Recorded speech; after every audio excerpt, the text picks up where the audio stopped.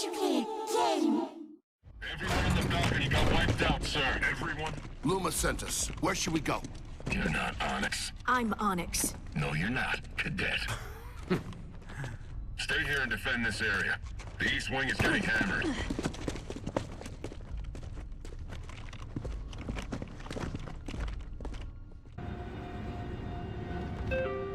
Hall, heads up!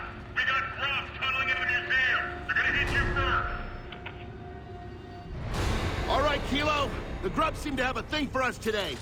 Get ready to disappoint them. We were inside, so I figured we didn't have to worry about any nemesis. Then I realized all the room's windows were broken. Welcome back, guys, to my insane difficulty 3-star declassified walkthrough on Gears of War Judgment. It's Slippery Jim here, and I hope you're enjoying this series. Now, this is the Great Hall section in the Museum of Military Glory part of the campaign.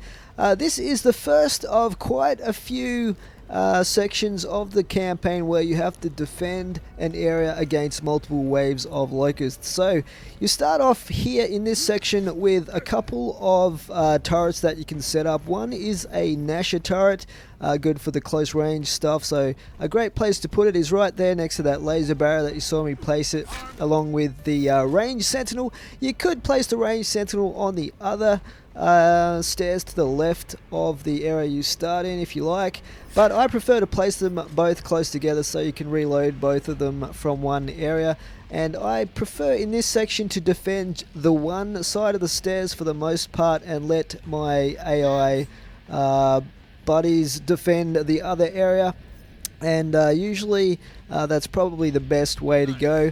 There is an infinite supply of ammo here. There's some lances, some Nashers and things like that, as well as some grenades. Now, the declassified mission in this one is basically means that you will get the Nemesis joining the attack.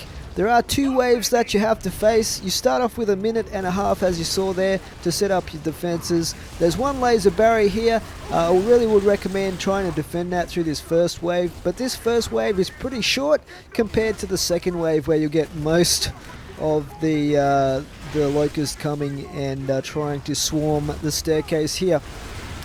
So keep a watch out for the Nemesis. They will of course try to kamikaze you from the ceiling area of this Great Hall, and just keep reloading your turrets. You do seem to have sort of a little bit of an invulnerability period while you're reloading, or at least in my experience it seems to be that way. I haven't gone down while I've been reloading turrets throughout this whole campaign, so it does seem to be the case.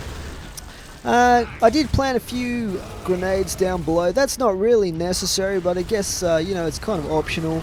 You have a bunch of grenades up here that you can pick up, as you saw earlier as well, but for the most part you're just going to be picking off these dudes. There will be a ton of locusts. You'll have all sorts of guys coming up. You'll have wretches, you'll have maulers, you'll have guys with boom shots later on, and you'll have the flame grenadiers and all that stuff as well as the Nemesis trying to attack you, as this one does here.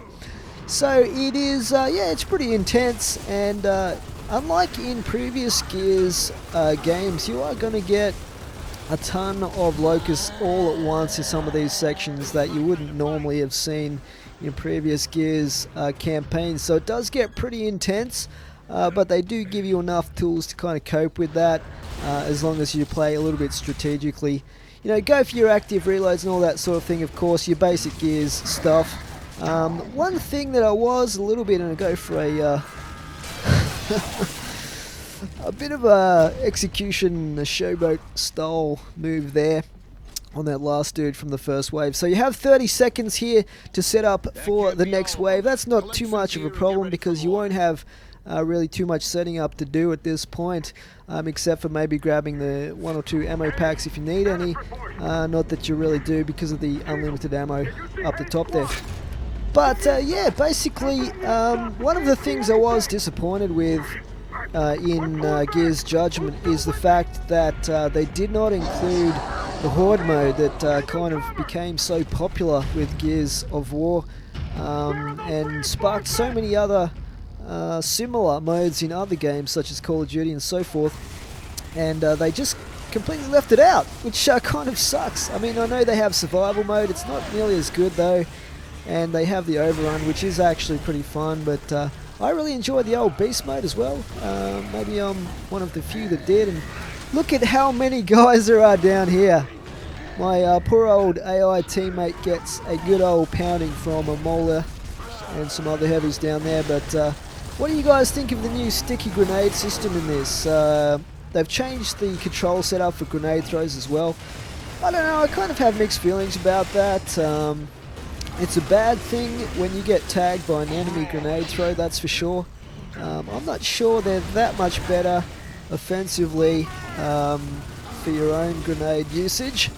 But yeah, it's something a little bit different, I guess. And anyway, getting back to what I was saying about the Horde mode, or the lack of Horde mode in Judgment, I guess they've tried to incorporate it in a lot of these game modes into and condense them into to different styles or formats in Gears Judgment. Like, I mean, you have the Overrun, which is a combine of Beast mode and Horde mode in one game mode.